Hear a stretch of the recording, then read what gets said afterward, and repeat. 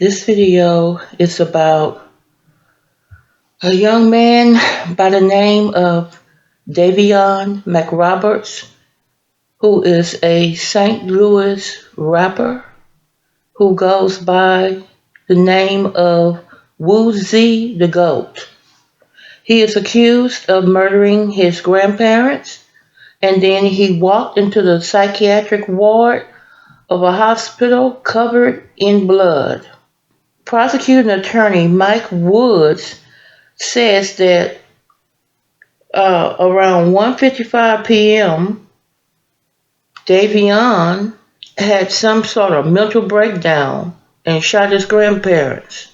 They're still trying to figure out if there was another motive behind it, but that's all they have for right now. He walked into the psych ward covered in blood on Wednesday, and he's been tied to the murders of his grandparents, Donald and Kathy McRoberts, who was found dead in their home. He is currently being held in a mental hospital under police watch.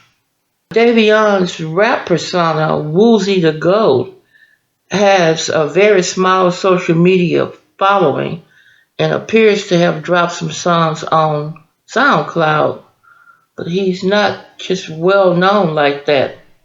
He posted some very disturbing messages on his Facebook in the time leading up to his grandparents' death, declaring that he was God.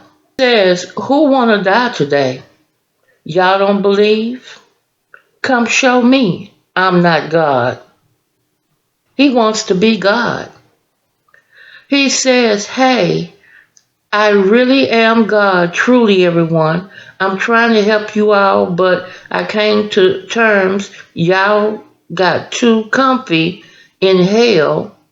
I'm not trying to take people's money when I say donate to Woozy the Goat. I'm trying to show y'all new life, but no one believes in me because how can you believe in something you never seen, right?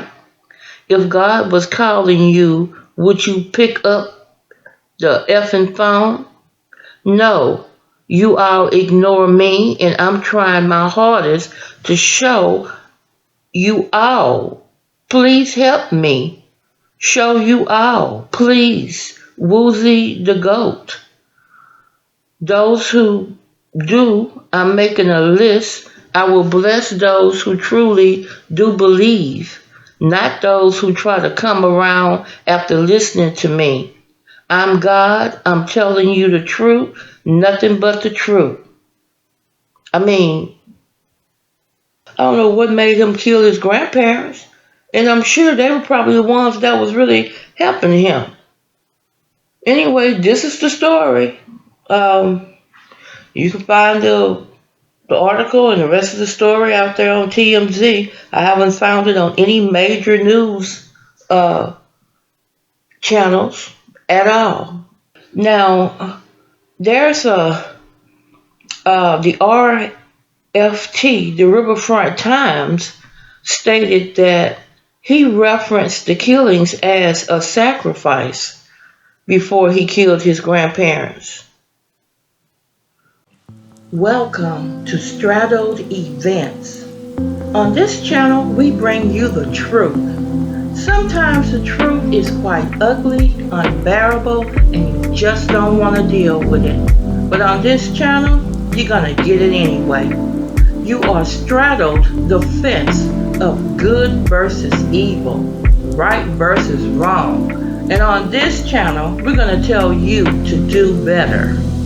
Please like, dislike, subscribe, and share the videos. Now let's go. He was 25 years old. He's been charged with 2 counts of murder for allegedly killing his grandparents, Donald and Kathy McRoberts of Troy. The couple is believed to have been killed on Monday night, though the police did not discover their bodies until Tuesday. A manhunt ensued for Davionne, who was eventually taken into custody at Barnes Jewish Hospital in St. Louis. Davionne had arrived at the hospital Wednesday and voluntarily checked into the psych ward for treatment.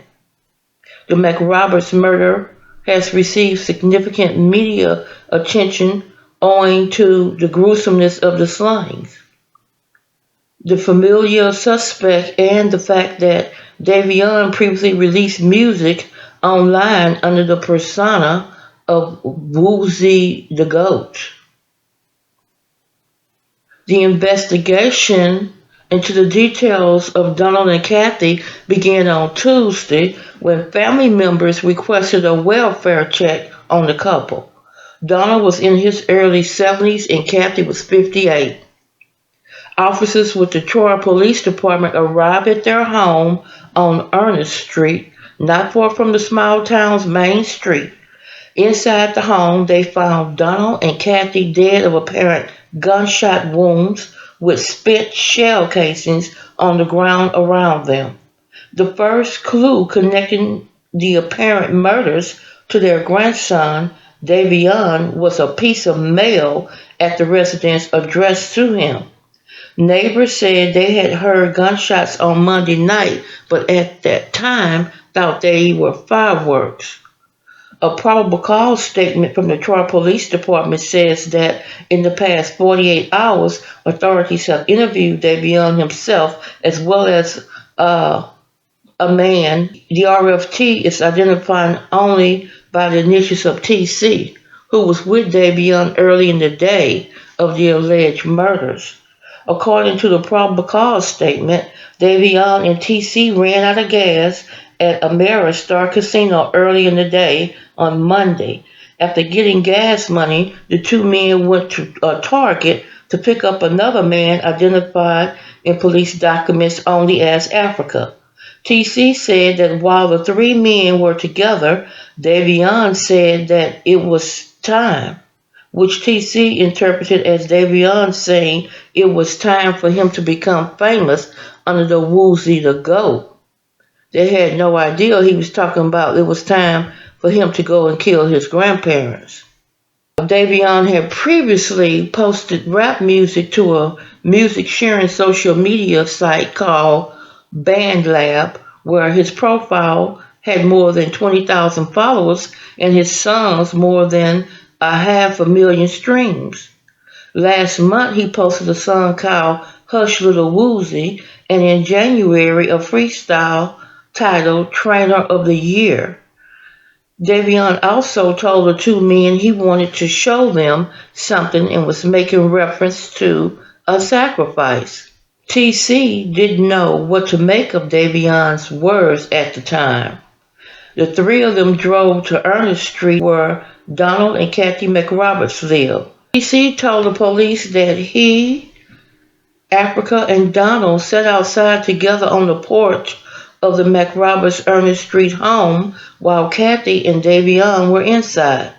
A series of shots rang out from the house and Donald ran inside. TC and Africa fled to a nearby gas station and hadn't seen Davionne since. Later that day, employees of a nearby SSM health office in Troy saw Davionne emerge from a tree line near their building wearing only black boxer shorts with green stitching. The 25-year-old asked others for a ride and tried to engage in a conversation about zodiac signs.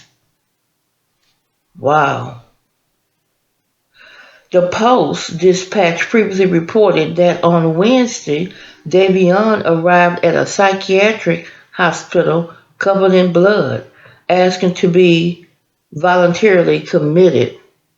The probable cause statement says that a little after noon on Wednesday, Davionne was released from the Barnes Jewish Hospital psych ward in St. Louis to the medical unit of the hospital. An officer from the Troy Police Department spoke with him, attempting to read Davionne his Miranda rights, but was interrupted by Davionne, who finished citing the rights himself. Wow. the officer noticed that Davionne was covered in scratches and what appeared to be defensive wounds on his forearms.